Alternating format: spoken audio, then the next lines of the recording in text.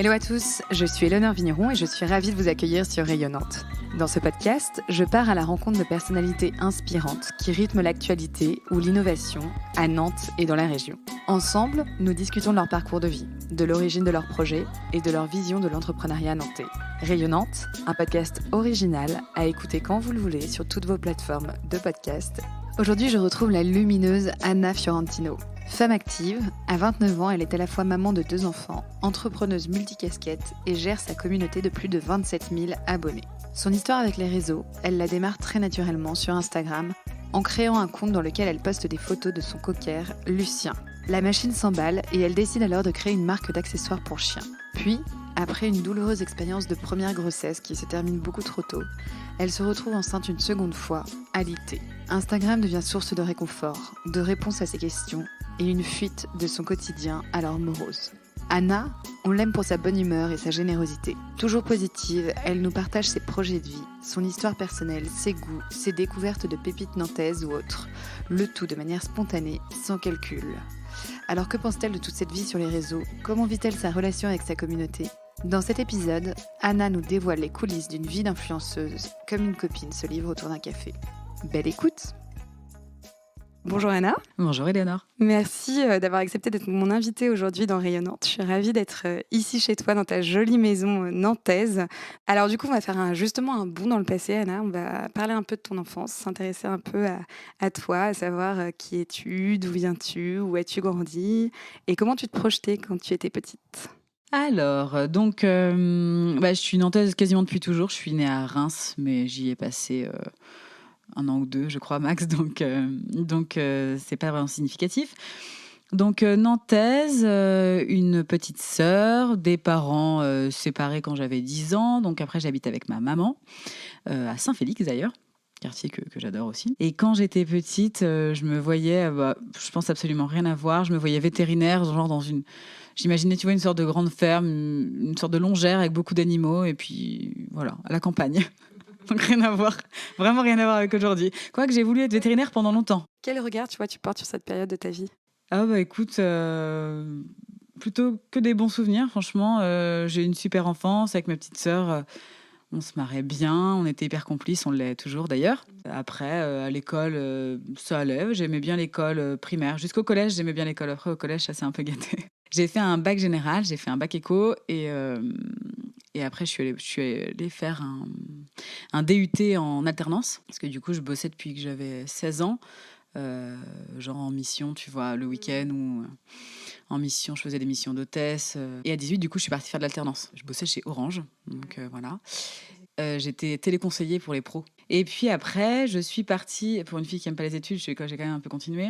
Je suis partie à Paris en école de commerce, plutôt axée hôtellerie et tourisme. Et puis, j'ai été embauchée dans la boîte qui m'avait prise en stage, qui était une entreprise, une start-up de web marketing hôtelier, justement, dans laquelle j'ai bossé pendant, je sais plus trop, jusqu'en 2016. D'abord à La Défense, là-bas pour eux. Et puis ensuite en télétravail, c'était déjà la mode du télétravail en 2016. Enfin, j'avais un peu demandé parce que j'avoue que moi, la vie parisienne, en tant que bonne nantaise, ça m'avait pas trop plu. Donc, au bout de même pas 1 an, je crois, à La Défense, j'ai dit, mais comme je suis tout le temps derrière mon ordi, peut-être qu'on pourrait envisager un peu de télétravail. Et finalement, j'allais à Paris qu'1 fois par semaine. Donc, tu es revenue t'installer à Nantes et puis Ouais. Exactement, je suis revenue m'installer à Nantes parce qu'en plus, j'étais déjà en fait avec mon actuel mari, qui n'était pas encore mon mari à l'époque, qui était à Nantes. Ouais. Donc, je rentrais hyper souvent. Donc, finalement, la vie parisienne, qui avait du sens en sortie d'études, n'en avait plus beaucoup. Une fois que j'avais rencontré Martin, quoi. Et du coup, donc, t'es revenue, t'as bossé en télétravail donc, ici depuis Nantes. T'as fait ça pendant combien de temps ? Écoute, pas hyper longtemps parce que du coup, là, toute l'histoire Instagram va débuter. Parce que j'ai adopté, vous allez dire, c'est quoi le rapport ? J'ai adopté Lucien, qui est derrière moi, mon chien. Ouais. Et en fait, donc là, rien à voir, je bossais toujours. Et en fait, ce chien était tellement mignon et c'était tellement comme un enfant que je le prenais tout le temps en photo. Bon, jusque-là, tout va bien ou pas, hein. Les gens comprendront peut-être ou pas que je prenais mon chien en photo. Et avec des petits cousins, cousines de Martin, ils m'ont dit, mais attends, on va lui faire un compte Instagram. bon, moi, j'étais déjà réseaux sociaux, c'est ma génération, donc j'étais déjà très Facebook, j'avais genre un MySpace, des Tumblr, j'avais tout eu en fonction de tout ce qui existait. Et, euh, et du coup, je dis, bah, carrément, allez, go, on fait ça. Donc, j'ai commencé à poster plein de photos de Lucien. Et mon compte Instagram a grossi, enfin, mon compte, non, son compte a grossi. De là m'est venue une idée de me dire, c'est pas possible d'avoir autant de personnes qui me suivent et de rien en faire. Donc, j'ai décidé de lancer une marque. Et c'est là que le rapport se fait. J'ai donc quitté mon boulot, parisien-nantais, pour lancer une marque dédiée aux chiens, en fait. Idée que j'avais eue grâce à ce compte Instagram qui était devenu en quelques mois, en fait, un compte à plus de 10 000 followers juste pour le chien. C'est fou. Et donc, c'était quoi? C'était une marque d'accessoires pour ton chien? Et en fait, du coup, je me suis dit, mais qu'est-ce que je vais bien pouvoir faire?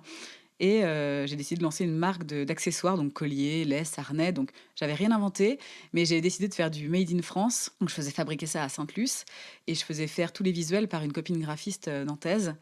Et on avait fait un shooting hyper sympa avec une copine photographe nantaise et tout. Donc, on s'est vraiment bien marré à lancer ça. Et du coup, je me suis servi de toute cette communauté qui s'était créée autour de Lucien et donc des chiens en général pour lancer ça. J'avais 23 ans. 23 ans en 2016, oui, exactement, c'est ça. C'est marrant de se dire, tu vois, à 23 ans, je vais créer mon truc, je vais lancer ma boîte. T'avais pas des craintes, tu vois, des peurs ou des appréhensions? Alors, comme je te le disais, moi, j'ai jamais aimé l'école, j'ai jamais été scolaire et j'ai jamais été carriériste. Donc, du coup, j'avais pas de job de rêve, j'avais pas de boîte de rêve. Enfin, tu vois, voilà, moi, le monde du travail en entreprise, voilà, ça m'a jamais trop attiré, sachant que mon père est chef d'entreprise et que, du coup, Martin, à l'époque, qui était mon copain, est chef d'entreprise aussi. Donc, je pense que j'ai toujours été plutôt entourée de gens qui avaient leur boîte et je sais pas, peut-être que ça m'a du coup poussée ou rassurée et ça m'a aidée à me lancer. Et si on en revient du coup sur l'histoire de cette marque, tout de suite, ça a bien pris. Ouais, alors en fait, sur Instagram, tout se fait ultra naturellement. Enfin, naturellement. L'algorithme, il t'aime ou il t'aime pas. Et bon, les chiens, c'est comme les bébés, c'est comme les chatons. Enfin, voilà, sur les réseaux sociaux, c'est assez basique, mais ça marche. Et donc, c'était des photos de Lucien, j'en sais rien, hein, Lucien, n'importe quoi. Je le déguise pas, rien du tout. Hein, genre, c'est juste des photos de chiens normales. Et il y a une communauté qui se crée autour de ça. Et c'est hallucinant. Moi, je pensais pas que ça existait. En fait, il y a beaucoup de gens qui sont trop fans des chiens. Et du coup, il y a plein de questions, plein d'échanges qui se créent. Et c'est assez drôle. Et finalement, je vois que ça marche dans tous les domaines, en fait. Mais tu as lancé ça, c'est ça qui est marrant, c'est que tu as lancé sans pour autant avoir trop de connaissances sur Instagram, sur l'algorithme. Non, tu l'as fait au feeling. Ouais, tu as suivi le truc. Et pour autant, ça a bien marché. Et ça a carrément bien marché. Et en plus, même Lucien commençait à intéresser les marques en mode influenceur canin, tu vois. Ouais. J'étais contactée par des marques de croquettes. Enfin, voilà, c'est assez drôle. Et en fait, il y a un business de malade derrière, dans tout le monde des animaux de compagnie, en fait, en général. Et quand, effectivement, j'ai vu que les marques, en plus, commençaient à s'intéresser au profil, je me suis dit, voilà, effectivement, il y a quelque chose à faire. Et alors, du coup, tu as fini par laisser tomber ce projet? Qu'est-ce qui s'est passé? En fait, le compte de Lucien continuait de grossir. Je crois que j'ai atteint presque, je sais plus, 15 ou 17 000 followers avec Lucien, donc c'était cool. La boîte marchait bien, ça commençait doucement mais sûrement. J'avais quand même pas mal de commandes tous les jours et tout, donc c'était cool. Et en fait, c'était en 2017, je suis tombée enceinte et en fait, il se trouve que j'ai perdu mon bébé au bout de 5 mois. J'ai perdu mon bébé au bout de 5 mois. Et du coup, ça a un peu tout stoppé net. J'avoue que je ne savais plus trop, du coup, quoi faire. Enfin, au début, j'étais clairement plus dans il faut que je bosse ou quoi.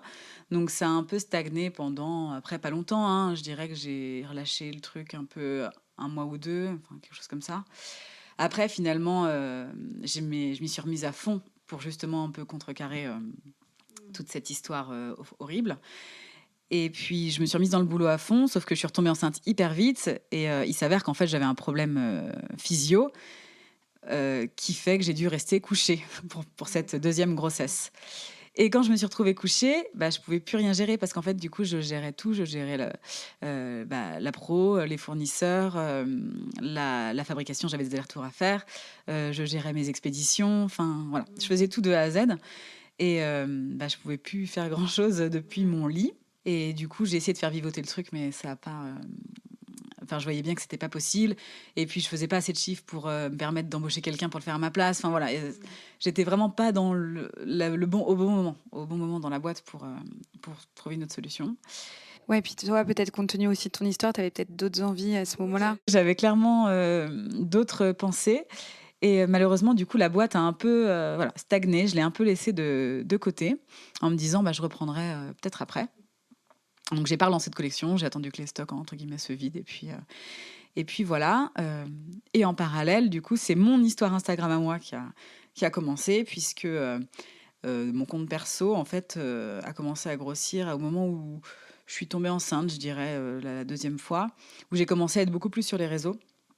Parce que, et d'ailleurs, on en parle souvent de ça, mais moi, je me suis retrouvée vraiment sur les réseaux à y être souvent parce que j'étais un peu perdue au début. En fait, j'ai eu besoin de réconfort. J'avais besoin de réconfort et j'avais envie de me changer les idées. Et vraiment, Instagram, pour moi, ça a été sage. Ça a été une manière de voir du beau et de se changer les idées, tu vois, un peu au quotidien et sans trop penser à ce qui m'arrivait ou ce qui se passait, tu vois, ou ce qui m'était arrivé. Mais ça pouvait aussi être une source d'échange avec d'autres gens qui avaient aussi vécu la même chose que moi. Parce qu'en fait, Instagram, il y a plein de gens qui parlent de plein de choses, de grossesse, d'allaitement, surtout autour des mamans. Enfin, en tout cas, moi, de ce que je vois, vu mon profil, il se passe quand même pas mal de choses sur la maternité et autour de la grossesse. Et du coup, ça a été quelque chose, pour moi, Instagram, d'ultra rassurant. Et voilà, quelque chose qui m'a permis de m'évader et de penser à autre chose. Et tu racontais quoi à ce moment-là? Tu racontais ton quotidien? Et je racontais quoi? En fait, moi, j'ai toujours posté sur les réseaux. Mais depuis que Facebook existe, c'est ce que je te disais, j'ai toujours eu des Facebook, des MySpace, des machins. Du coup, sur Insta, je postais, tu vois, les photos qu'on peut poster de nos vacances, j'en sais rien, de tout, n'importe quoi, de mon chien. Donc oui, j'ai toujours un peu posté un peu de tout, des vacances et tout. Et là, du coup, je me suis mise à poster un peu plutôt sur ma grossesse, sachant qu'en fait, pour ma première grossesse, je l'avais annoncé en fait. Ma première grossesse sur les réseaux, à ma famille, évidemment. J'étais enceinte de 5 mois quand j'ai perdu le bébé, donc j'avais un gros ventre et tout. Et du coup, les gens qui me suivaient à ce moment-là, quand je suis retombée enceinte, voilà, il y a eu autre chose, il y a eu d'autres personnes, des personnes qui il était arrivé la même chose. Enfin, voilà, il y a eu un peu une nouvelle vague de personnes qui m'ont suivie à ce moment-là. Et voilà, j'ai posté du coup un peu ma grossesse. De toute façon, je pouvais pas poster grand-chose, je ne sortais pas de chez moi. Et voire pas de ma chambre, ça dépendait des semaines. Donc c'était de la déco, c'était des stories. Et là, ta communauté continuait de grossir. Et là, ma communauté continuait de grossir carrément, ouais, carrément. Je sais pas vraiment à quel moment. Je te dirais pas qu'il y a eu un moment où ça a fait boum. Je pense que ça a été progressif et que ces histoires de grossesse... je sais pas. Les gens se sont peut-être attachés à ton histoire aussi. Peut-être. Parce que oui, donc du coup, après ta fille est née jeune. Après, ma fille est née, exactement. Ouais. Et donc un an après que j'ai perdu mon premier bébé, Jeanne est née. Donc tu vois, ça s'est passé hyper vite. Même si pour Jeanne, du coup, j'ai fait que 7 mois et demi de grossesse. J'ai accouché un peu plus tôt aussi. Ouais. Ah ouais, d'accord. J'ai accouché un peu plus tôt aussi. Et puis, mais bon, tout allait bien. On n'est pas resté très longtemps à l'hôpital. Ça, c'est un autre sujet. Et ouais, ça a continué à grossir comme ça. Et en fait, quand Jeanne est née, vraiment, je commençais à avoir une grosse communauté déjà. Donc tu t'es dit, allez, je continue. Donc je me suis dit, je continue à partager comme ça. En fait, je me suis rien dit du tout. En fait, je me suis dit, je sais pas trop. Je pensais pas trop communauté, Instagram. J'avais pas de stratégie.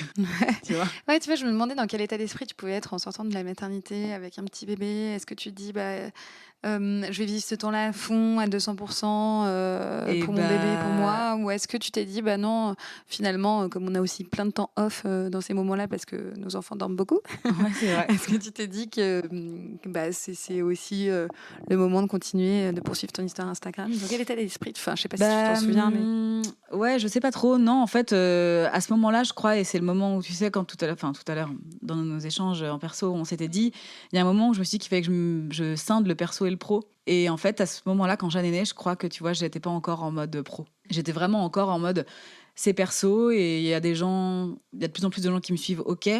Mais en fait, je raconte juste mon histoire de tous les jours, tu vois. Ton C'était histoire juste ça. d'une jeune maman Ouais. avec son bébé. Avec Ouais. ses problèmes, ses angoisses, ses trucs mignons et voilà, son quotidien, en fait. Et ce que moi, en fait, je recherchais chez les autres sur Instagram, c'est-à-dire, en fait, je sais pas, des tips ou des bons plans ou tu vois, des trucs comme ça. Et en fait, je faisais un peu la même chose. Je racontais, moi, comment je faisais.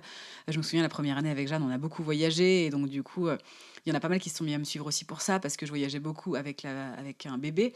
Et donc, du coup, on m'a beaucoup demandé. J'ai été interviewée pour des petits magazines, pour Neuf, pour des petits magazines nantais et tout, qui me demandaient des tips de comment voyager avec des bébés. Je suis passée au micro de Clémentine, de Bliss, sur mon histoire, notamment sur l'histoire du premier bébé. Et voilà, et je pense que toutes ces petites interventions un peu partout, bah, on finit par faire un peu plus grossir mon compte, là, pour le coup. Et je pense que ça doit être à ce moment-là, quand Jeanne a dû avoir 6 mois par là, où je me suis dit, là, effectivement, ça commence à être un peu plus gros que du perso, et il va falloir que peut-être que je commence à scinder et à faire la différence entre ce que j'ai envie de garder effectivement que pour moi et mes amis et ma famille, et les choses que j'ai envie de partager. Ouais, Tu dirais que c'est à ce moment-là que les marques aussi ont commencé à ouais, t'approcher. exactement. Qui du coup a dû accélérer justement cette réflexion aussi, j'imagine, de scinder le pro et le perso sur Ouais, ton compte. exactement. Ouais, ok. Ça tombe très bien parce que ça fait une bonne transition avec la partie d'après de l'interview où je voulais Ouais. qu'on parle un peu de ton job d'influenceuse, Ouais. que tu nous racontes un peu les coulisses de ce job qu'on connaît, mais j'ai l'impression qu'on connaît un peu de loin aussi, tu vois, sur lequel on a beaucoup d'a priori et tout, Ouais. et je trouve ça trop cool d'en discuter Qu'on avec connaît toi mal, aujourd'hui. je Ouais, pense. voilà, je Clairement. pense qu'on connaît mal. Et voilà, et du coup, je me demandais déjà pour toi ce que c'est que, tu vois, quel doit être aujourd'hui le rôle d'une influenceuse. Alors, le mot rôle. Alors après, je sais pas trop parce que tu me parles d'une influenceuse en général et en fait, moi j'ai l'impression que parfois je fais pas vraiment les choses comme certaines influenceuses. Je t'explique pourquoi. Parce que parfois, je vois sur Insta, dans les nanas que je suis, qui sont ultra pro justement et qui travaillent leur feed, qui savent ce qui vont se passer, qui anticipent tout, enfin voilà, qui font plein de trucs comme ça. Et moi, je fais pas du tout ça, en fait. Et d'ailleurs, c'est pour ça que l'algorithme ne m'aime pas trop. Et tu verras, c'est assez marrant parce que moi, quand je poste des photos, parce que je poste n'importe quand, en fait, je fais un peu n'importe quoi. Je fais un peu comme je veux, tu vois. Ouais, t'es plus spontanée peut-être. Ouais, et en Ouais. fait, par exemple, si j'ai envie de poster 6 photos dans la même journée et plus poster de photos pendant 15 jours, ben, je le fais, mais Instagram n'aime pas du tout ça. Du coup, parfois, j'ai des photos où malgré un nombre de followers ou je ne sais pas, où j'aurais pas du tout, où j'aurais presque pas de likes. Et en fait, ça, je m'en fous complet.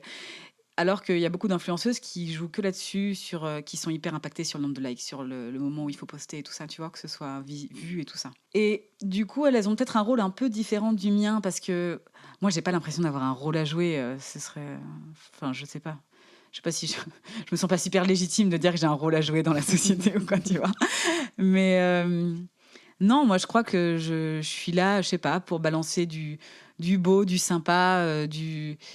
En fait, je crois que je suis là pour donner ce que moi j'ai recherché quand je suis arrivée sur Instagram.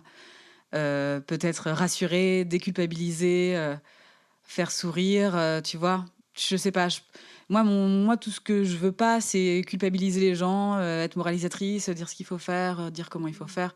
Moi, je suis juste là pour te balancer, voilà, de l'info, ce que je fais, comment je le fais. Si t'aimes, tant mieux. Si t'aimes pas, tant pis, évidemment, tu vois. Mais on est là sans jugement, je pense. Oui, en même temps, j'imagine que tu dois être quand même pas mal sollicité par ta communauté, et tu le disais d'ailleurs, qui te posent des questions sur, Ouais. qui peuvent te poser des questions sur ton chien, sur tes enfants, sur Ouais. peut-être la maternité, la manière dont tu as vécu tout ça aussi. Carrément. Et moi, je trouve ça hyper important de justement ces échanges. C'est un peu la base sur Insta, je trouve, c'est de pouvoir justement échanger avec tout le monde. Et ouais, on me pose plein de questions et c'est le gros de mon boulot d'ailleurs. Ça me prend du temps dans la journée, c'est de répondre en fait à tout le monde. Ouais, je réponds à tout. Alors après, souvent, je dis, mais je suis pas pédiatre, je suis pas psychologue, ou tu vois, parce que parfois, on me pose des questions ultra perso, auxquelles je réponds sans problème, parce que je suis pas du tout pudique. Enfin, d'ailleurs, je pense que sur Instagram, faut peut-être pas être pudique, ou ça dépend comment tu veux gérer ton truc, mais je raconte assez facilement ma vie, en fait, dans la mesure, effectivement, du raisonnable. Hein, mais si tu me poses une question sur mes enfants, s'ils ont été malades ou je n'en sais rien, ou s'ils font des caprices ou que sais-je, évidemment, je te réponds et je te dis, bah oui, évidemment, mes enfants sont comme tous les autres, ils hurlent, ils se roulent par terre et voilà. Et on échange, mais ça peut être sur n'importe quoi, ou même sur la grossesse. J'ai rassuré beaucoup de nanas qui étaient comme moi, qui étaient alitées, qui étaient perdues, et puis en panique. Puis c'est des situations horribles, ou des nanas qui ont du mal à retomber enceintes, qui ont perdu aussi des bébés et qui n'arrivent pas à s'y remettre. Enfin, plein de trucs hyper perso, de nanas que je connais pas du tout, et qui me connaissent pas non plus finalement. Et tu vois, on se retrouve vraiment à échanger parfois sur des sujets. Et c'est là parfois que je me dis, faut pas que je me foire.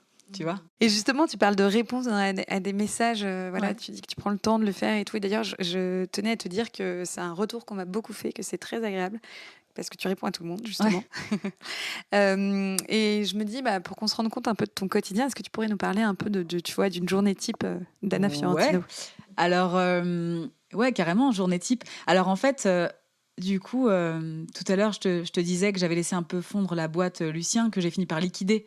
Parce qu'en fait, du coup, j'ai monté mon auto-entreprise.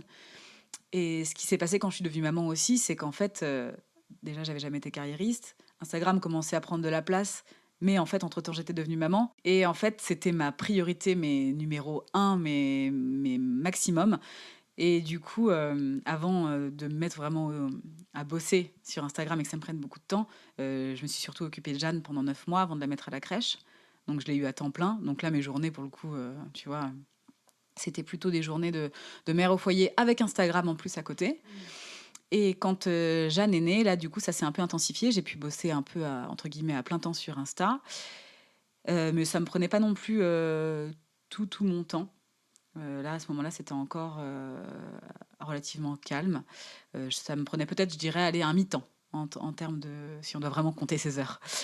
Et puis après, j'ai eu Pio, dont je me suis aussi occupée pendant 9 mois et pour qui je suis aussi restée couchée pendant 5 mois. Donc, tu vois, tout ça, ça a mis de bout à bout. J'ai passé pas mal d'années couchée. Et je te parle de tout ça parce qu'en fait, finalement, maintenant, j'ai un emploi du temps réglé que depuis peu de temps. Puisque Pio, pareil, va à la crèche depuis septembre. Donc, Pio, il a un an. Donc, depuis septembre, comme là, je commence à avoir beaucoup de boulot, et même là, quand j'avais Pio à la maison, c'était chaud, du coup, j'ai pris une alternante à mi-temps pour m'aider, parce que justement, dans mon programme, il y a quand même pas mal de trucs à faire. Et dans tout ce qui est création de contenu, il y a surtout de la photo, de la vidéo, du montage. Et elle m'aide pas mal à faire ça. Donc, elle vient en début de semaine. Et voilà, comment je m'organise. En général, on fait pas mal de photos pour des looks, pour de la déco, tu vois, des trucs qui n'ont pas besoin d'être spontanés nécessairement, ou des contrats que j'ai avec des marques, avec des dates précises, tu vois, j'en sais rien. Ça peut être pour une marque de fringues, pour une marque de crème ou que sais-je. Donc ça se shoot un peu en avance, en principe, des photos, des vidéos. Et puis après, j'ai une grande partie de réponse aux messages, une grande partie de traitement de mail avec toutes les demandes entrantes qu'il faut que je traite, d'aller voir les marques dont on me parle, d'aller voir si les projets m'intéressent. Souvent, et si je peux, je vais carrément rencontrer les marques, enfin les créatrices ou les responsables communication en question. Donc parfois, je vais à Paris. J'ai pas mal d'événements presse dans lesquels je vais pour voir les nouvelles co, pour justement rencontrer aussi les marques. Qu'est-ce que je fais d'autre? Je fais ma compta, ma facturation, ça prend du temps aussi. Tu as ton compte Anna Fiorentino sur Instagram, mais tu travailles aussi avec des marques, c'est ce que tu disais, tu leur crées du contenu. Comment est-ce que tu travailles avec elles? Qu'est-ce que tu fais aussi pour elles? Alors en fait, ce qui se passe, c'est que sur Instagram, les marques donc te contactent parce que tu as une communauté de tant ou tant de personnes, parce qu'ils aiment le style de tes photos, ils aiment comment tu fonctionnes, enfin voilà, que tu corresponds en gros à leur image de marque en fait finalement. Et donc du coup, ils te proposent en général voilà, des contrats. Donc admettons, je prends pour une fringue, voilà, ils te demandent si la fringue te plaît déjà. Ça, c'est un peu le principal, parce que c'est ce que je tiens à dire aussi dans l'influence. Je pense qu'il y a de tout. Et il y a des gens qui sont peut-être malhonnêtes ou pas mal... Enfin, si, je pense qu'il y a des gens déjà qui sont malhonnêtes. Et il y a des gens qui prennent tous les contrats. Peu importe s'ils aiment ou pas, peu importe s'ils adhèrent aux valeurs de l'entreprise. En tout cas, je trouve que ça se voit parfois. Et donc, moi, je choisis donc, les marques déjà avec qui je bosse. Donc, on me contacte. Là, je vois si la marque me correspond ou pas, elle me convient. Donc, j'accepte de travailler avec eux. Alors, travailler en influence, ça veut dire plusieurs choses. Soit ils t'envoient la fringue contre du contenu. Donc, soit, en fait, en général, c'est plus t'as d'abonnés, plus t'es payé, plus c'est rémunéré. C'est comme ça que ça fonctionne. Soit on t'envoie le vêtement en question et on te rémunère. Alors après, tu as des grilles tarifaires qui se font euh, en fonction. Je sais pas si c'est vraiment du nombre d'abonnés, nombre de likes, parce que je te dis, moi, c'est vraiment ultra aléatoire. J'ai des stats. Ouais, moi, j'ai pas des stats vraiment lisses, donc je sais pas trop. Mais en gros, moi, ce qui s'est passé, c'est que quand j'ai commencé à être contactée par les marques, j'avais 2 ou 3 nanas que je connaissais un peu sur Instagram à qui j'ai envoyé des messages en disant, bah, je fais quoi? Enfin, qu'est-ce que je suis censée leur répondre? Moi, je sais pas comment ça fonctionne, à quel prix je me mets. J'en avais aucune idée, quoi.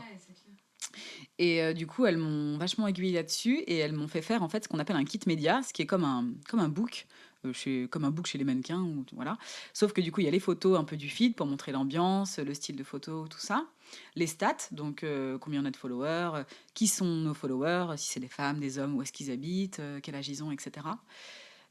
Et il y a également donc la grille tarifaire avec les prestations. Donc pour un post sur le feed, c'est tant, pour une story, c'est tant, pour des photos que vous voulez pour du contenu pur pour vos réseaux à vous, c'est tant, parce que je peux faire ça aussi.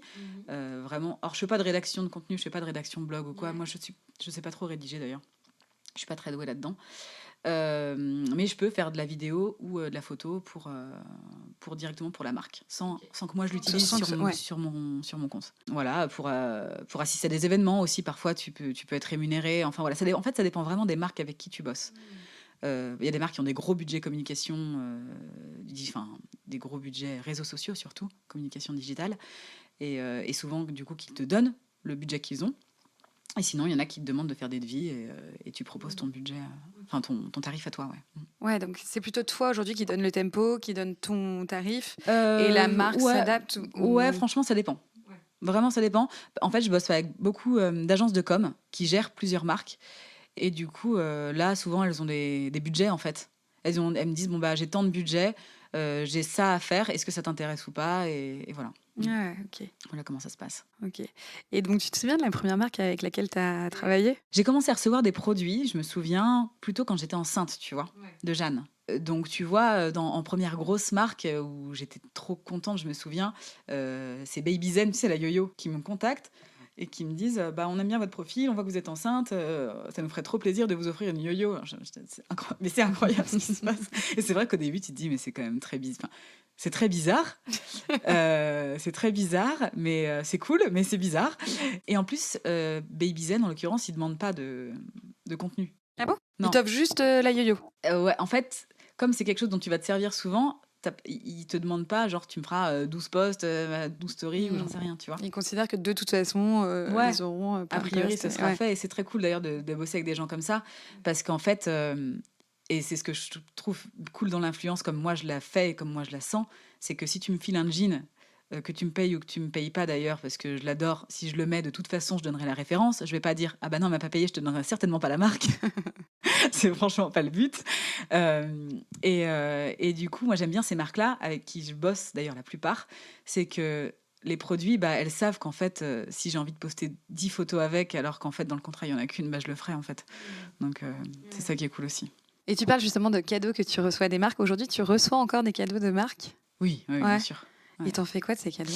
Alors, donc, ça, c'est une grosse question. En plus, ça a été une question avec mon mari parce qu'il m'a dit, bah, par contre, on va pas pouvoir faire centre logistique. Hein, donc, parce que du coup, il y a beaucoup de marques qui me proposaient des poussettes et tout ça. Et je dis, bah non, en fait, j'en ai pas besoin. Enfin, j'en ai pas vraiment besoin. Et il se trouve qu'il y a un moment quand même où j'ai eu 3 poussettes que j'ai testées. Parce qu'en fait, du coup, moi, je me place aussi en testeuse produit. C'est-à-dire que, j'en sais rien, moi, j'ai une yo-yo, une bougaboo et une...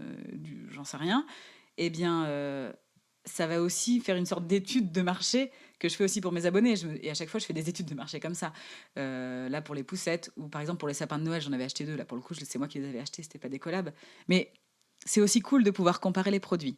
Et donc, à ça, qu'est-ce qu'on en fait quand on s'en sert pas? Bah, on revend ou on donne. Voilà. Donc, soit on revend et du coup, ça, c'est compté en... Parce que du coup, tout ça, c'est de la compta. Hein. C'est compté en avantage en nature. Et tout ça, c'est comptabilisé en fait comme du revenu. Donc, parfois, quand quand on n'est pas rémunéré par les marques, on peut être rémunéré comme ça, En avantage en nature. en avantage en nature. Et donc, du coup, ça se compte, ça se comptabilise aussi. Et si c'est pas comptabilisé, c'est donné. Moi, en fait, par exemple, j'en sais rien. Je bosse avec la marque Hello Body, qui est une marque de crème. Et eux, ils m'envoient régulièrement des collections. Ils proposent d'envoyer régulièrement des collections dont j'ai pas besoin. Parce que moi, par exemple, avec eux, j'utilise toujours juste les 2 mêmes produits. Et du coup, je peux pas parler des autres parce qu'en fait, je m'en sers pas et je m'en fous. Et donc, du coup, soit ils me les envoient sans me demander, donc du coup, je les ai. Et là, ça fait des heureuses. Hein, autant te dire que j'ai des copines qui sont bien contentes de récupérer tout ce dont je me sers pas. Ma sœur, elle vient aussi de temps en temps. Elle est bien contente d'avoir des shampoings, des crèmes et des fringues. Et puis, et sinon, en fait, en général, je recommande pas, en fait, tu vois. Je commande vraiment que ce dont j'ai besoin. Okay. Comme ça limite un peu ce que j'ai chez moi. Et en fait, je stocke jamais rien, du coup, chez moi. Ouais. Parce que, aussi bizarre que ça puisse paraître, je vais pas t'ouvrir mes tiroirs, mais en fait, j'ai pas grand-chose. En fait, je fais plutôt la politique par le vide. Et en fait, j'ai pas grand-chose. Moi, je fais tout en Vinted. J'en vends toutes les fringues des enfants. En fait, j'ai un gros turnover de beaucoup de produits et tout est soit donné, soit revendu. Ouais, c'est intéressant. Tu vois, c'était une question d'ailleurs des auditeurs de Rayonnante. Ils se demandaient si tu avais quelle était un peu ta sensibilité écologique et en quoi est-ce que justement ton job est compatible avec cette sensibilité, tu vois. Ouais, carrément. Alors après, écolo, évidemment, je le suis comme tout le monde peut l'être, c'est-à-dire que je fais mon petit recyclage. Enfin, tu vois, je suis pas l'écolo par excellence. Hein. Je suis loin d'être parfaite, ça c'est sûr à ce niveau-là. Et j'ai bien conscience que le métier d'influence, c'est pas l'idéal non plus, c'est sûr. Après, je pense pas sur recevoir justement rapport à tout ce qu'on pourrait m'envoyer entre guillemets, et j'essaie au maximum de promouvoir d'ailleurs notamment une boîte nantaise là, comme il était plusieurs fois. En fait, j'essaie de promouvoir un maximum des boîtes et des marques de seconde main ou des boîtes qui ont justement une conscience écologique, un impact sur la planète moindre. C'est quand même hyper important.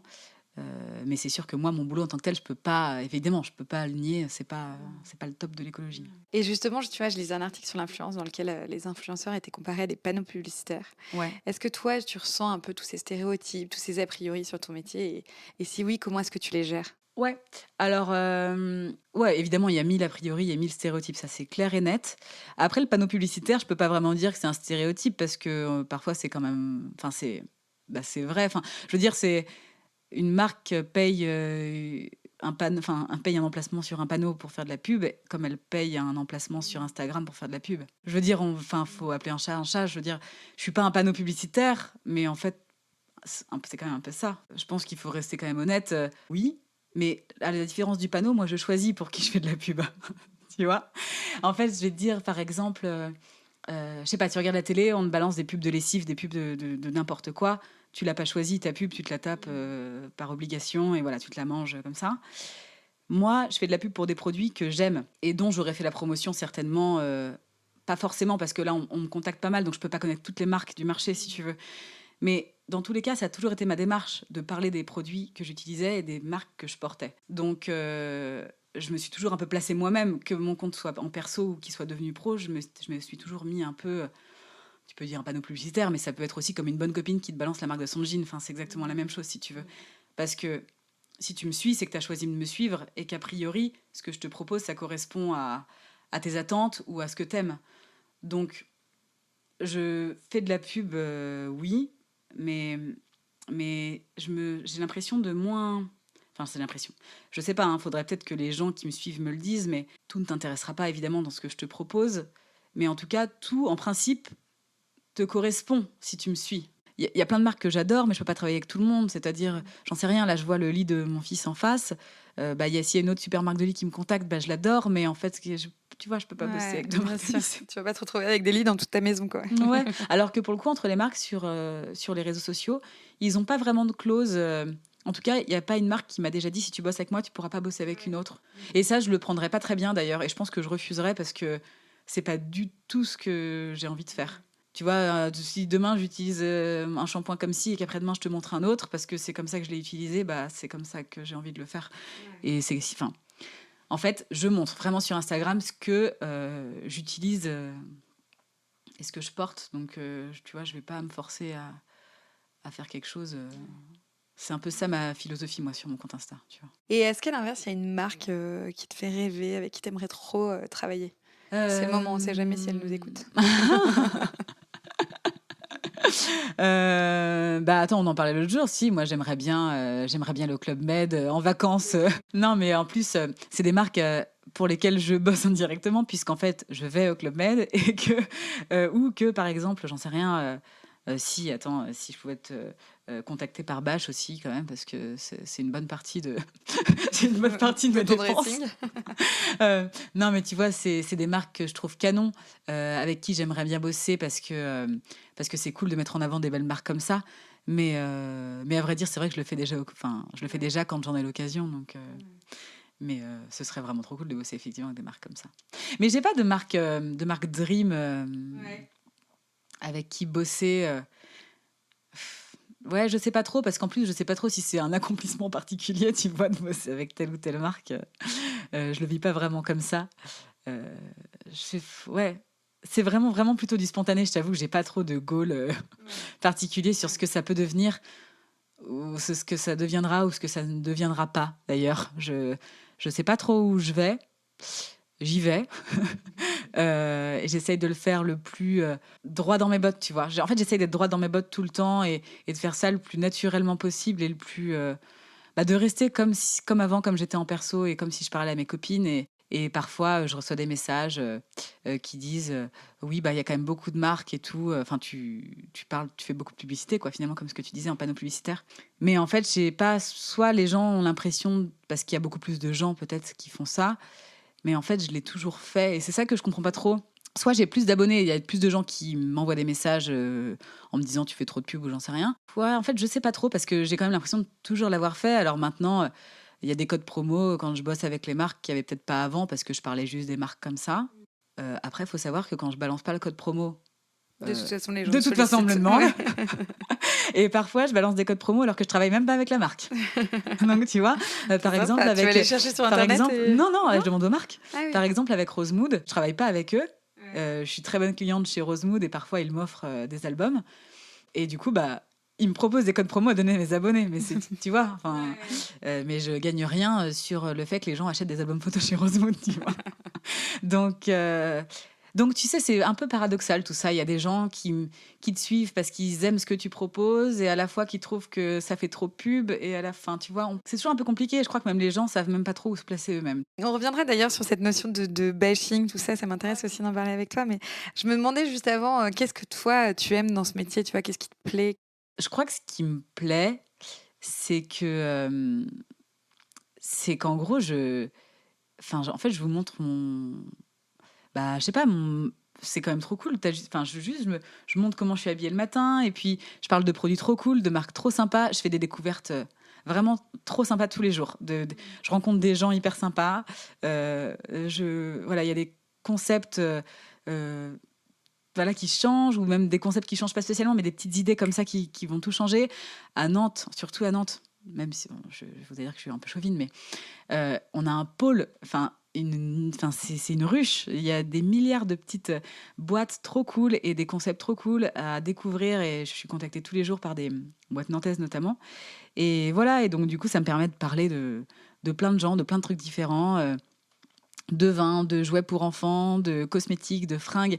Et je crois que c'est ça que j'aime bien, c'est que je peux parler en gros de tout ce qui nous concerne tous. De nos enfants, de maternité, de décoration. Et je crois que c'est ça qui me plaît, c'est qu'il n'y a rien qui suit, il n'y a rien qui se ressemble. Je peux faire un peu ce que je veux, en fait. Carrément ce que je veux même. Et je parle que de trucs trop kiffants toute la journée. Donc, en tout cas, moi, qui me plaisent. Et du coup, je trouve ça quand même plutôt cool de pouvoir, aujourd'hui d'ailleurs, vivre. Ça fait 2 ans que j'en vis vraiment. Et voilà, c'est quand même vraiment trop chouette Comme métier. comme boulot, je trouve. Ouais, c'est clair. Alors, je vais revenir avec toi sur cette notion de vie privée versus Ouais. vie publique. On en a un peu parlé en off, mais du coup, je pense que c'est intéressant d'en discuter. Ouais, carrément. Je voulais savoir, voilà, est-ce que tu décides de montrer à ta communauté? Est-ce que tu décides de garder pour toi? Est-ce que tu t'es fixé une ligne éditoriale finalement? Ou est-ce que tu es très spontanée comme tu nous le disais? Bah ouais. En fait, j'ai pas du tout de ligne éditoriale. En revanche, je te dis, il y a vraiment un moment où j'ai senti. Alors, je sais pas te dire si c'était via des messages ou peut-être juste en voyant mon nombre d'abonnés grossir, où je me suis dit, là, effectivement, il va falloir que je scinde un peu plus le perso et le pro. Notamment, par exemple, comme mon compte Instagram à la base était un compte perso, je mettais plus mes amis ou des dîners et tout ça. Et en fait, quand il y a de plus en plus de personnes qui te suivent, en fait, tes amis, ils n'ont pas du tout à être sur les réseaux et les gens n'ont pas du tout à voir chez eux, par exemple. Ou, tu vois, enfin, il y a plein de choses comme ça. Parce que pas vraiment par rapport à moi, parce que mon intérieur, moi, je le montre pas mal. Mes enfants, je les montre aussi. Après, c'est toujours justement dosé. Enfin, je pense que c'est pareil. Chacun a son curseur. Je ne pense pas surexposer mes enfants. Je les filme pas en permanence. Comme pas mal d'ailleurs, comme le bouquin qu'on a lu toutes les deux et dont on parlera peut-être tout à l'heure.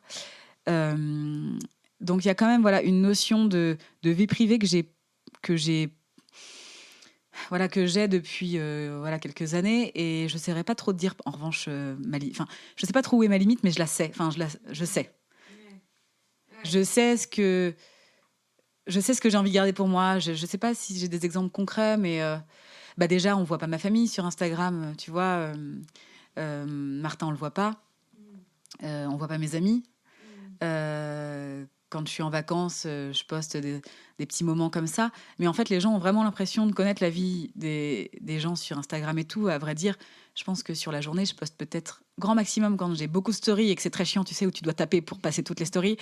Et à ce moment-là, je pense que peut-être max, tu as 2 minutes de ma journée. Ouais. Une journée, ça fait 24 heures, tu vois. Ouais. Je veux dire, 2 minutes, ça veut rien dire. Donc, en fait, non. Quand on a l'impression qu'on voit tout, on voit rien, en fait. Rien du tout. Et en plus, voit que ce que tu choisis de montrer. Exactement, en fait. On voit que ce que je choisis de montrer. Puis il y a des jours où t'as pas envie, et puis comme tout le monde, où t'as le cafard, et ça, évidemment, heureusement que ça arrive, et où les gens souvent te disent mais toi, t'as jamais le cafard, et puis c'est toujours beau, et puis c'est toujours rangé chez toi, et tout ça. Ça, souvent, t'as des messages comme ça. Et non, en fait, non, évidemment que non. Mais c'est pas du tout ce que j'ai envie de véhiculer sur mon compte Insta. Moi, ça me saoule. Les états d'âme des uns et des autres, je sais pas du tout ce que j'ai choisi de partager sur Insta. Même si évidemment c'est important de dire que ça va pas toujours et que parfois c'est compliqué, c'est sûr. Mais voilà, il y a un côté qu'il faut garder pour soi, selon moi, et un côté qu'on peut montrer. Mais je ne saurais pas te dire. C'est plutôt spontané tout ce que je fais. Alors parfois, je sais ce qu'il faut quand même garder. Pareil pour des soucis aussi de... tu sais, comme on peut dire, ça peut être dangereux aussi. Enfin, il y a plein de gens qui pensent à ça. Il peut y avoir des gens malhonnêtes, mal intentionnés, pardon, qui me suivent aussi. Et ça, j'en ai conscience. Et du coup, on te le disait en off tout à l'heure, mais parfois, je poste en décalé. Donc, soit carrément, je poste en décalé ma journée. Donc, je posterai celle d'aujourd'hui, demain. Ou je poste des moments ou au parc avec les enfants ou quoi. Parfois, je les poste que quand je suis rentrée du parc, tu vois. Ça m'arrive de penser à ça et de faire un peu en fonction, même si j'ai pas du tout envie de penser au négatif et à des tarés. Et ça, de toute façon, il y en a partout. Et on peut se dire très bien aussi que quelqu'un qui est ultra réglé, qui va tous les jours à la même heure, au même endroit, peut aussi très bien se faire suivre par un fou et tout. Mais qui a certainement pas besoin d'être sur les réseaux pour ça. Et voilà. Mais tu vois, j'essaie quand même. Et justement, donc je rebondis sur ce bouquin dont tu parlais, Les enfants sont rois, de Delphine de Vigan, qu'on a lu toutes les deux, et qui du coup est une satire, selon moi, un roman satire de la mise en scène des enfants sur les réseaux sociaux. Du coup, ça m'intéresse d'avoir un peu ta vision des choses. C'est ce que tu nous racontais un peu. Mais... moi du coup j'ai lu ce livre parce que je trouvais le sujet évidemment intéressant. Je me suis dit... voyons voir comment on peut aborder le sujet des enfants et des réseaux sociaux dans un bouquin. Et sachant que moi, je montre mes enfants, je te dis, en story. Mais alors, mon compte, je pense que les gens l'ont vu, je suis pas un compte enfant. les contrats que j'ai, c'est sur moi. C'est pas mes enfants, en fait. Quand je bosse avec des marques pour enfants, des jeux ou quoi, souvent, je les montre comme un unboxing, mais je fais jamais jouer mes enfants à un jeu en mode démo. En fait, je me suis jamais servi d'eux comme on dit, comme d'outils marketing, finalement. En fait, mon compte Insta est global, je veux dire, on parle de la vie de famille, mais et du coup, je montre mes enfants sur des petits moments mignons et tout, mais j'ai pas besoin d'eux, tu vois, pour répondre aux marques. Mes marques, les marques avec qui je bosse, m'ont jamais dit on veut ton enfant sur la photo. Enfin, ça aurait été d'ailleurs un peu inconcevable pour moi. Et les marques avec qui je bosse, comme par exemple Tartine et Chocolat, tu vois, avec qui on est parti en week-end pour shooter, eh bien, on a shooté en week-end. C'est-à-dire que c'était dans le jeu, dans la journée. Il n'y avait pas de shooting. Moi, je me suis toujours dit, aussi bizarre que ça puisse paraître, parce que je pense qu'il y a des gens qui se disent mais elle est neuneu ou quoi, elle montre ses enfants toute la journée, elle nous dit qu'elle... Et non, en fait, ils n'ont jamais été scénarisés. J'ai jamais shooté mes enfants en disant tiens, à cette heure-ci, à 15h, on a un shooting, t'as intérêt à être bien coiffé, bien propre, et on se met bien droit sur le mur et on se prend des photos, quoi. Et je vois pas comment c'est possible, déjà, parce que tu peux pas demander ça à un enfant. Enfin, moi, personnellement, Jeanne, si tu lui dis je te prends en photo, à l'inverse, elle me dit non.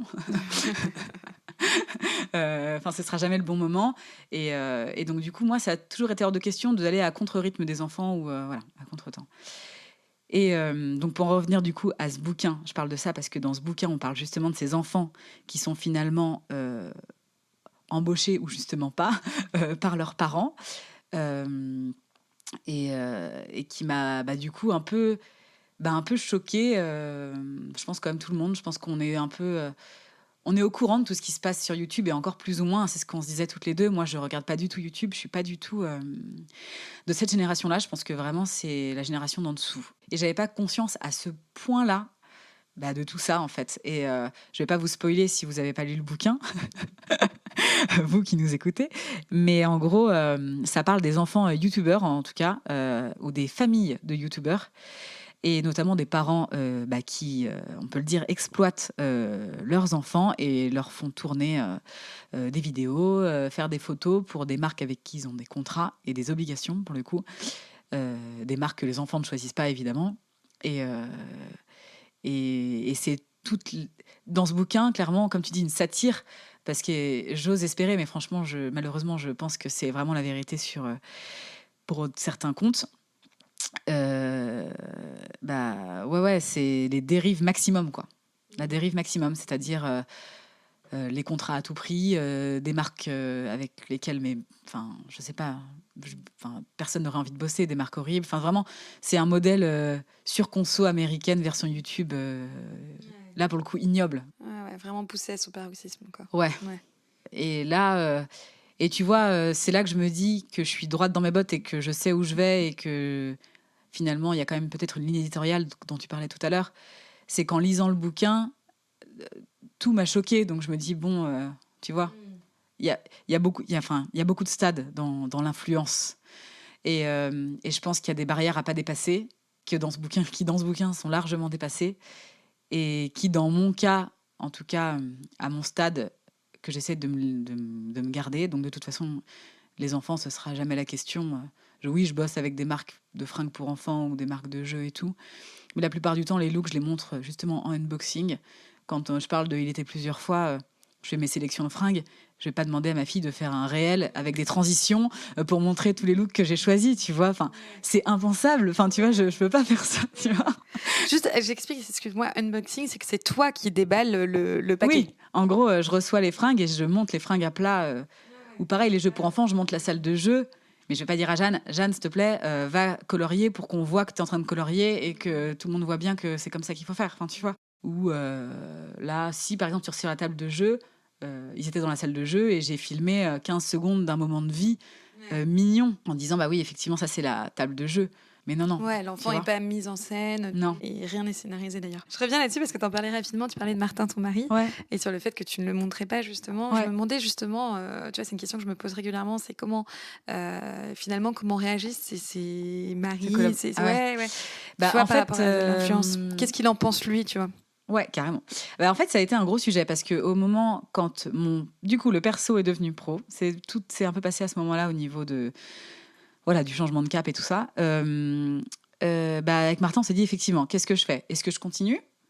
Auquel cas, du coup, effectivement, il va falloir peut-être voir comment on fait, comment on expose les choses un peu différemment, parce qu'en plus, Martin, il est chef d'entreprise, il a des collaborateurs, il a des clients, enfin, voilà. Lui, elle est où son image par rapport à la mienne, où on se place et tout ça. Et du coup, de toute façon, lui, il n'est pas réseaux sociaux de base, donc il préfère ne jamais apparaître, parce que ça peut... On ne sait pas, pareil, hein, des gens mal intentionnés, ça peut se retourner contre lui, hein, enfin, voilà. Donc lui, non, tant que je continue comme ce que je fais depuis toujours, là, ça marche. C'est pareil, je pense que je sais où sont... Comme je t'ai dit tout à l'heure, je sais ce que j'ai envie de montrer et pas, et on est vraiment en phase avec ça. Donc non, écoute... C'est un sujet sur lequel vous en parlez librement. Ah ouais, carrément. Enfin, en fait, il y a pas vraiment de sujet. En fait, on s'est dit, est-ce que ça va devenir mon boulot ou pas? Et là, on se dit, ouais, donc a priori, ça va devenir mon boulot. Bon, ok. Donc, ça va prendre telle place. Donc, a priori, toute la place, puisque là, ça me prend un plein temps. Voilà, ça a été une organisation familiale aussi. Enfin, tu vois, même ne serait-ce que pour les enfants. Même après, du coup, ça m'a généré un vrai salaire. Enfin, tu vois, je veux dire, il y a eu une vraie question sur tout ça. Et après, oui, en termes d'image, non, enfin, ce que je montre, c'est moi, c'est nous. Enfin, il est en phase avec ce que je montre, puisque, tu vois, il y a rien de... Justement, il y a rien de joué, il y a rien de pas cohérent avec notre vie. Donc écoute, non, franchement, ça se goupille super bien. Au début, il y avait pu avoir dans sa boîte des gens qui comprenaient pas. Parce qu'en plus, c'est pas la même génération. Il y a une boîte d'objets et textiles publicitaires. Et il y avait des gens un peu plus âgés, je pense, pour qui les réseaux sociaux, peut-être plus de l'âge de mes parents, pour qui les réseaux sociaux, d'où ça peut être un travail déjà. Et du coup, qui regardaient parfois mon compte en disant, mais attends, effectivement, et je comprends, vu de l'extérieur, en plus, on voit ta maison et tout ça. Enfin, tu vois, ça peut paraître aussi un peu, peut-être, et certainement très bizarre. Moi, je suis dedans tous les jours, donc il y a peut-être des choses dont je me rends plus compte. Et peut-être qu'effectivement, comme c'est générationnel, nous, on voit ça un peu tous les jours sur Insta et tout, donc on se rend pas compte à quel point, pour certaines personnes, ça peut être intrusif. Tu vois, moi, ce que je montre, moi, il y a des gens pour qui, et d'ailleurs la plupart des gens qui vont nous écouter là, pour qui c'est inconcevable de montrer ça comme ça. On va parler de ta communauté. Du coup, j'étais curieuse de savoir finalement à quoi elle ressemble. Est-ce que c'est principalement des Nantais, pas des Nantais? Est-ce que c'est plutôt des mamans, plutôt des femmes? Enfin voilà. Ouais. Si tu peux nous en parler rapidement. Ma communauté, oui, a priori. Donc, d'après les stats et des échanges que j'ai depuis quelques années, donc ce sont effectivement des femmes. J'ai la grosse tranche d'âge, c'est 25-45. Donc vraiment, voilà, en plein dedans. Moi, j'ai 29, donc tu vois, on est en plein dedans. Beaucoup de mamans, évidemment. On me suit quasiment que pour les types enfants. En priorité, je dirais, parce que du coup, j'ai posé des questions, j'ai fait des petits sondages avant de passer derrière ton micro, pour voir, parce que du coup, tu me poses des questions sur ma communauté, mais à la limite, c'est quand même elles les mieux placées pour répondre. Donc du coup, ouais, j'ai quand même pas mal de femmes, 25-45, principalement des Parisiennes dans les stats. Après, les Nantaises, ce qui paraît un peu logique par rapport au nombre de personnes dans la ville. Donc ouais, j'ai Parisienne, Nantaise, et un peu ça se disperse un peu partout après. Et qu'est-ce que tu penses qu'elles aiment, qu'est-ce qu'elles aiment chez toi? Alors ça, je leur ai demandé, parce que du coup, je peux pas répondre à leur place clairement. Je vais pas pouvoir répondre comme ça. Mais en gros, ce qu'elles aiment, c'est effectivement que ce soit spontané. Je pense qu'elles ressentent effectivement que c'est bienveillant, que c'est sympa, que c'est sans jugement, que c'est voilà ce que je fais. Mais c'est pas forcément la bonne manière, mais voilà comment moi je fais du mieux que je peux, comme je peux et comme je l'entends. Et ça déculpabilise pas mal. J'ai beaucoup de gens qui me disent que ça fait du bien de voir des comptes comme le mien. Alors ça fait du bien parce que je pose des photos toujours un peu sympas. Justement, ce que je te disais tout à l'heure, je suis là pour balancer des trucs, du good mood. Voilà, on est là pour se faire du bien. Et aussi parce que je balance parfois des petites stories aussi déculpabilisantes. Genre, en fait, c'est bon, on on est tous humains, on vit tous complètement normalement. Moi, je ne mange pas que des graines, tu vois. Bon, là, on est au mois de janvier, donc je ne bois pas d'alcool. Mais tu vois, comme la plupart des photos ou des gens qu'on suit sur Instagram, où parfois tout est lisse, tu vois, où justement il y a une grosse ligne éditoriale et des gros rôles qui se jouent.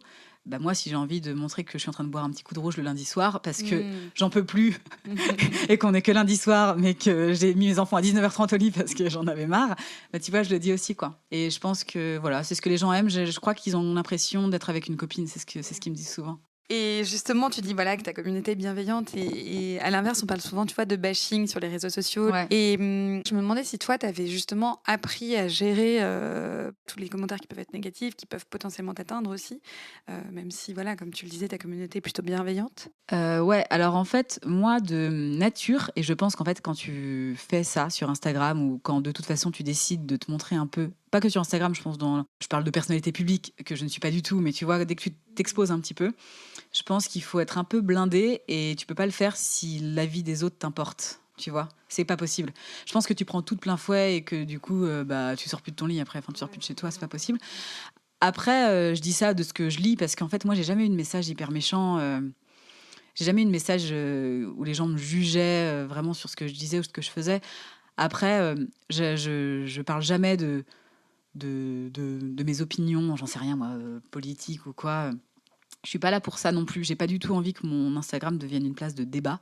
Des débats que j'ai pas envie de mener, des débats qui, pour le coup, je suis pas du tout. J'ai aucune légitimité à parler de ceci ou de cela. Même, j'en sais rien. Je te parle d'un sujet dont j'ai parlé parce que je l'ai fait pour l'allaitement. J'ai allaité mes 2 enfants, mais il n'y avait pas de débat, si tu veux. J'ai pas à dire faut absolument que t'allaites. Enfin, tu vois.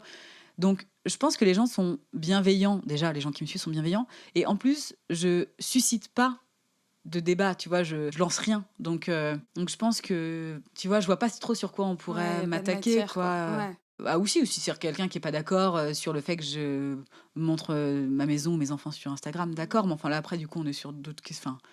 Et dans ces cas-là, bah, encore une fois, et je le répète assez régulièrement, bah, ne suis pas, en fait. Et c'est ce que je te disais par rapport à la dernière fois, par rapport à ce qu'on se disait tout à l'heure, pardon. Les gens choisissent de me suivre. Donc, si tu choisis de suivre quelqu'un pour lui balancer des méchancetés, je vois pas trop l'intérêt, tu vois. Donc, moi, les gens choisissent de me suivre et du coup, je pense que c'est pour les bonnes raisons et ça se voit parce que j'ai pas eu à faire face à des paroles odieuses comme je peux en voir sur certains comptes de certaines nanas qui, je pense, ont beaucoup plus d'abonnés que moi aussi. Je pense que quand tu commences à attirer la masse, ben, du coup, forcément, j'imagine que c'est moins bienveillant parce que bah, y a plus de tout, quoi. Et moi, c'est pour ça que je veux quand même rester dans mon créneau de... Je suis spontanée et j'échange avec vous, avec mes abonnés comme des amis et tout, parce que ça garde un côté confidentiel, entre guillemets. Enfin, tu vois, un côté confidentiel, un côté amical que je veux vraiment garder parce que, tu vois, le jour où ça part en cacahuète et si les réseaux sociaux partent vraiment trop en cacahuète, comme j'ai l'impression que ça commence un peu à être le cas, bah voilà, j'arrêterai. Enfin, tu vois... Moi, je suis pas là pour, pour véhiculer du négatif ou quoi. Et justement, tu vois, si on se projette un peu, comment est-ce que tu te vois évoluer ? Comment est-ce que tu vois évoluer ce métier dans les prochaines années ? Je sais pas trop. Là, je pense que ça va continuer quand même comme ça pas mal de temps, ne serait-ce que dans la stratégie qu'on les marque. Dans la stratégie qu'on les marque, bah, elles ont maintenant la plupart de leur budget communication, c'est pour le digital, c'est pour les réseaux sociaux. Donc, je pense qu'il y a encore un gros avenir pour toute cette communication sur les réseaux sociaux. Après, je ne sais pas comment elle va partir, si ça va être plus ou moins bien fait. Faut voir comment ça va évoluer. Moi, voilà, tout ce que je veux, c'est rester droit dans mes bottes, assumer tout ce que je fais, tout ce que je dis, et le jour où je sens que c'est plus le cas, on passera à autre chose. Bon, je vais terminer par te parler un peu de Nantes. Oui. Enfin, te faire parler de Nantes, plutôt. Tu vas me raconter l'histoire de Nantes. Ouais, voilà. Alors, raconte-moi un peu, qu'est-ce qui te plaît à Nantes ? Qu'est-ce qui me plaît à Nantes ? Eh bien, écoute, comme de toute façon, j'ai toujours été nantaise, je t'avoue que j'y suis hyper attachée. Voilà, j'ai été à l'école à Nantes, j'ai mon lycée, toutes mes copines sont nantaises, mes amis, mon mari. Enfin voilà, Nantes, vraiment, c'est tout. Je me serais pas vue déménager ailleurs, tu vois. Bah déjà, j'ai essayé Paris, autant dire que, comme je te le disais, la bonne provinciale que je suis n'a pas supporté ni le métro, ni l'esplanade de la Défense, ni les horaires à rallonge.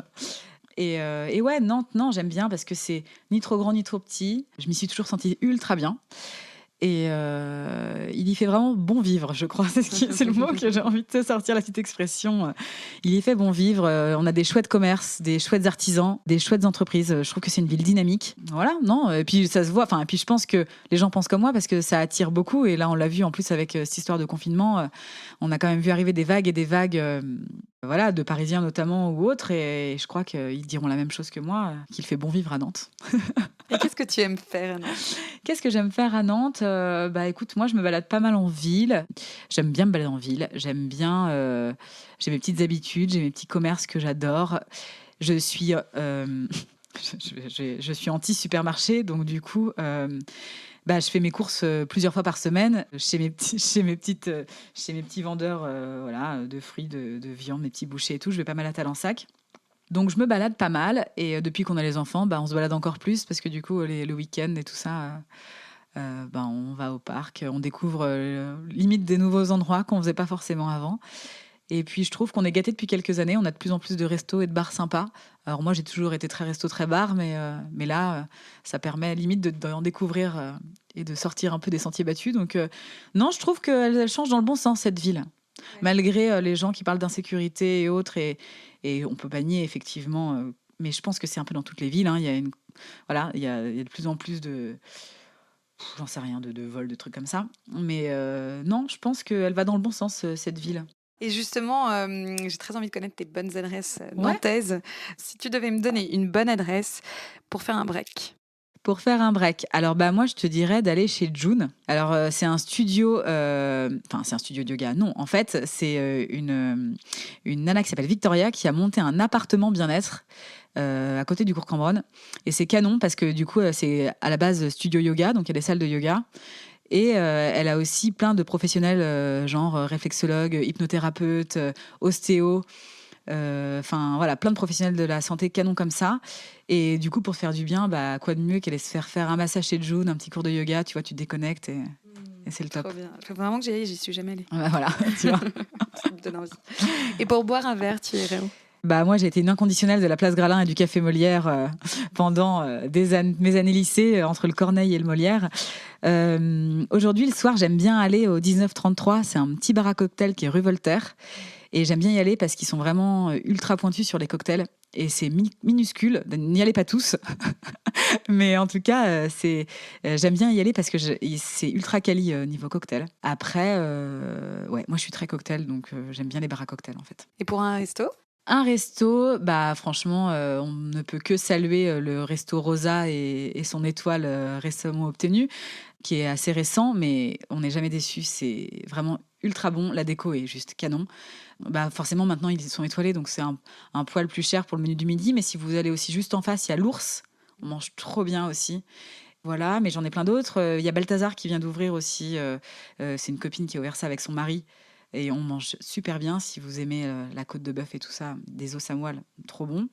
Et puis c'est bonne franquette, c'est bon vivant, c'est canon pour boire un petit verre, c'est sympa aussi. Une adresse kids friendly, tu vois. Alors kids friendly, là je vais parler de mon expérience de ce week-end, tu vois. Je suis allée chez Vincenzo rue de la Juiverie.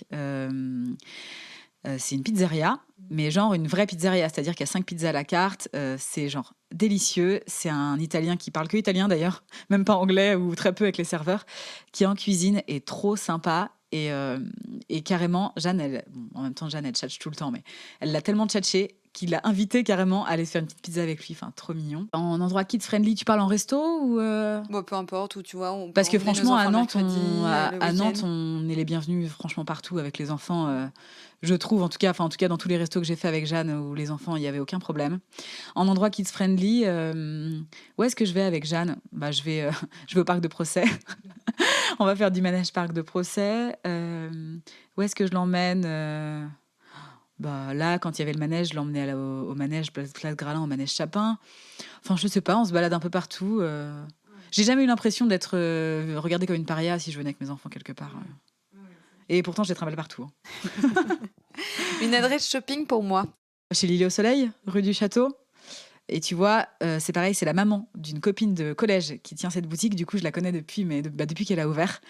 Et elle a toujours eu une sélection, mais depuis toujours. Trop cool, franchement. Donc, je vais chez Lily au Soleil. En maroquinerie, j'aime bien aller chez Soon aussi. Elle a une super sélection. Chez qui j'aime bien aller aussi? Chez Dolita. Elle a une très belle sélection aussi. Très belle marque. Plus vers la rue du Calvaire, là, entre la rue du Calvaire et la place Royale. Voilà, après, ça, c'est mes marques. Après, tu vois, je vais dans des boutiques, des marques en nom propre, quoi. Mais, Et une adresse pour mon homme? Pour ton homme, chez Transfert. Chez Transfert, ils ont une chouette sélection. Soit pour ceux qui bossent en chemise, ils ont même des costumes et tout. Soit ils ont des marques aussi sympas, plus décontractes. Sinon, tu as la Station qui est rue Crébillon, qui est pas mal aussi, qui a une chouette sélection. Et une adresse pour les shopping pour les enfants? En boutique enfant, écoute, franchement, pour les enfants, j'achète beaucoup sur Vinted. Mais vraiment beaucoup. Ou sur Il était plusieurs fois. Donc, en shopping enfant, je vais beaucoup chez Bonton. Sinon, parce que ça me fait kiffer d'acheter des petits trucs trop cool. À chaque fois, je trouve quelque chose. Mais sinon, c'est beaucoup de seconde main. J'ai pas de boutique enfant. Et je ne suis pas encore allée, mais je peux vous conseiller. Et je pense quand même que vous pouvez y aller les yeux fermés. C'est rue Léon Jamin. Elle a ouvert. C'est Pépite Kids. Ça s'appelle pareil. C'est que de la fringue d'occasion, mais en sélection hyper pointue. Et voilà, je connais bien la fille qui a ouvert ça. Et il faut que j'aille lui rendre visite d'ailleurs, mais je suis sûre que c'est une super boutique. Et une adresse pour une pause culture? Pause culture. Alors, je vais me faire jeter des cailloux. Je suis pas hyper musée. Mais pause culture, sans parler de musée, je pense que si tu te balades sur l'île de Nantes, déjà avec l'éléphant, moi ce que j'aime bien faire avec Jeanne, l'éléphant et tout ce qu'on trouve sur l'île de Nantes, il y a de quoi faire. Et si, alors, je suis pas très musée, mais j'ai fait un truc très cool. Il n'y a pas longtemps, qui s'appelle La Baladeuse.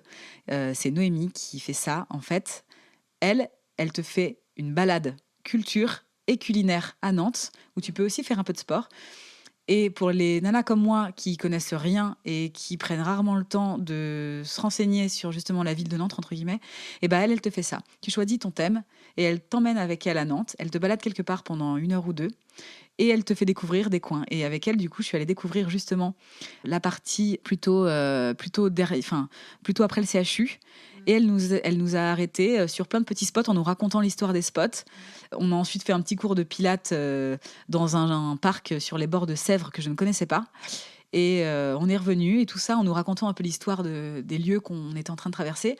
Et je trouve le concept ultra cool. Et c'est un petit point culture qui est sympa à faire. C'est original en tout cas, je trouve. Ouais, c'est original. Parce que sinon, évidemment, point culture, j'ai emmené les enfants au musée d'histoire naturelle, tu vois, dans les musées classiques de Nantes.